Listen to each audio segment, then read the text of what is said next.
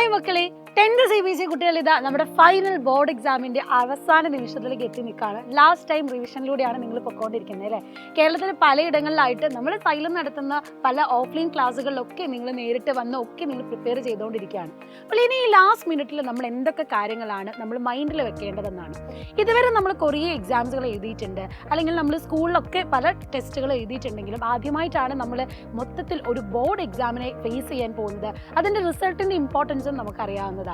അപ്പോൾ ഈ ഒരു എക്സാമിന് അല്ലെങ്കിൽ ഇതുവരെയുള്ള എക്സാമിന് നമ്മൾ ഫേസ് ചെയ്യുന്ന മെയിൻ പ്രശ്നമാണ് ക്വസ്റ്റ്യൻ കണ്ടു കഴിഞ്ഞാലും നമ്മൾ എന്ത് ചെയ്യും, ഒന്ന് സ്റ്റക്കായി പോകുന്ന കാര്യം അല്ലേ? അല്ലെങ്കിൽ നമുക്ക് അറിയാം പെട്ടെന്ന് അത് പേപ്പറിലേക്ക് എഴുതാൻ പറ്റാത്ത ഒരു അവസ്ഥയ്ക്ക് വരുന്നത്. ഇവിടെ ഈ ഒരു പ്രശ്നം പരിഹരിക്കാനായിട്ട് നമ്മൾ ശ്രദ്ധിക്കേണ്ട കാര്യം എന്താണെന്ന് വെച്ചാൽ, ആദ്യം തന്നെ നമ്മൾ പഠിച്ച കാര്യങ്ങൾ നല്ല തറവായിട്ട് നമ്മുടെ കോൺസെപ്റ്റ് ക്ലാരിറ്റിയോടെ നമ്മുടെ മനസ്സിലുണ്ട് എന്നുള്ളത് ഉറപ്പ് വരുത്തേണ്ടതായിട്ടുണ്ട്. നമ്മൾ പലതവണ റിപ്പീറ്റ് ചെയ്ത് ഈ ഒരു എക്സാമിൻ്റെ സിലബസ് നല്ല തറവാക്കി പഠിച്ചിട്ടുണ്ട്. അല്ലെങ്കിൽ ചില കുട്ടികൾ എന്ന് പറഞ്ഞാൽ ചില കാര്യങ്ങൾ അവിടെ വഴിയിലൊക്കെ അല്ലെങ്കിൽ ചില ചാപ്റ്റേഴ്സ് ഒന്നും വേണ്ട, ഇത്ര വെയിറ്റേജ് കുറഞ്ഞാണെങ്കിൽ വിട്ടേക്കാം അല്ലെങ്കിൽ മിസ്സാക്കാം എന്ന് വിചാരിച്ച് നിൽക്കുന്നുണ്ടെങ്കിൽ അങ്ങനെ ചെയ്യരുത്.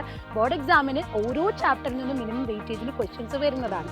പിന്നെ ഈ പറയുന്ന സ്റ്റക്ക് ആവുന്ന ഒരു പ്രശ്നം ഒഴിവാക്കാൻ നിങ്ങൾ ചെയ്യേണ്ടത് എന്താണെന്ന് വെച്ചാൽ, ലാസ്റ്റ് മിനിറ്റ് റിവിഷൻ ചെയ്യുമ്പോഴും ടെക്സ്റ്റ് ബുക്ക് കംപ്ലീറ്റ് വായിക്കാനുള്ള സമയമല്ല നമ്മുടെ അടുത്തുള്ളത്.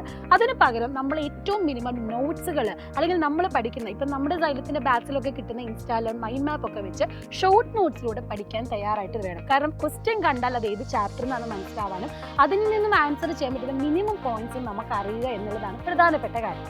രണ്ടാമത്തെ പ്രശ്നം നിങ്ങൾ ഫേസ് ചെയ്യുന്നത് ടൈം മാനേജ്മെൻ്റ് ആണ്. ഇപ്പോൾ നിങ്ങൾ റിവിഷനൊക്കെ ചെയ്യുന്ന സമയമാണ്, അല്ലെങ്കിൽ നിങ്ങൾ ചിലപ്പം ഗ്രൂപ്പായിട്ട് ഇരുന്ന് പഠിക്കുന്ന ടൈമാണെങ്കിൽ നിങ്ങൾ ചെറിയ ഷോർട്ട് എക്സാംസുകൾ ഇത്ര ടൈം വെച്ച് എഴുതി നോക്കാം. നമുക്ക് മൾട്ടിപ്പിൾ ചോയ്സ് ക്വസ്റ്റ്യൻസ്, അസേർഷൻ ക്വസ്റ്റ്യൻസിനൊന്നും അധികം ടൈം ആവശ്യമില്ല. പക്ഷെ നിങ്ങൾ ചോദ്യം വായിച്ച് തന്നെ എഴുതണം. എന്നാൽ ഈ പറയുന്ന essay type questions 3, 4, 5 marks questions ഒക്കെ വരുന്ന സമയത്ത് അത് നിങ്ങൾ പ്രിപ്പയർ ചെയ്യണമെങ്കിൽ ഇപ്പോൾ പഠിക്കുന്ന ടൈം നിങ്ങൾ സെൽഫ് സ്റ്റഡി ചെയ്യുന്ന സമയത്ത് ഒരു 5 മാർക്കിൻ്റെ എസ്സേ ടൈം വെച്ചിട്ട് നിങ്ങളൊന്ന് എഴുതി നോക്കാം. 5 മാർക്കിൻ്റെ എക്സാം അല്ലെങ്കിൽ ക്വസ്റ്റ്യൻ നിങ്ങൾ മാക്സിമം ഒരു അരമണിക്കൂറിൻ്റെ ഉള്ളിൽ തന്നെ കൊടുക്കുക, അല്ലെങ്കിൽ 20 മിനിറ്റ് മാക്സിമം നിങ്ങൾ എടുക്കാൻ പാടുള്ളൂ.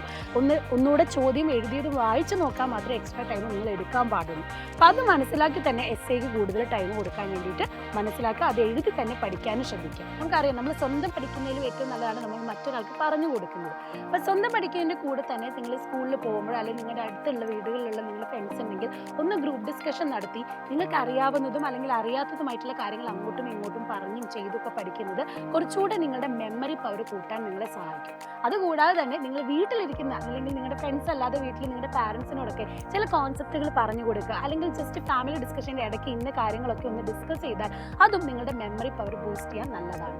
അപ്പോൾ എപ്പോഴും പഠിക്കുന്നതിനിടയ്ക്ക് ഒരു ബ്രേക്ക് എടുത്ത് പഠിക്കുക. അതുകൂടാതെ തന്നെ രാവിലെ എണീറ്റ് തലേദിവസം പഠിച്ച കാര്യങ്ങളൊന്ന് റിവൈൻഡ് ചെയ്ത് നോക്കാനും കൂടെ ശ്രദ്ധിക്കുക. ഇത്തരത്തിലുള്ള ടിപ്സ് നിങ്ങൾക്ക് ഇനി അങ്ങോട്ട് ആവശ്യമായിട്ട് വരും. അപ്പോൾ ഈ ബോർഡ് എക്സാം തകർക്കണം, ഫുൾ മാർക്ക് തന്നെ നമുക്ക് മേടിക്കണം. അത്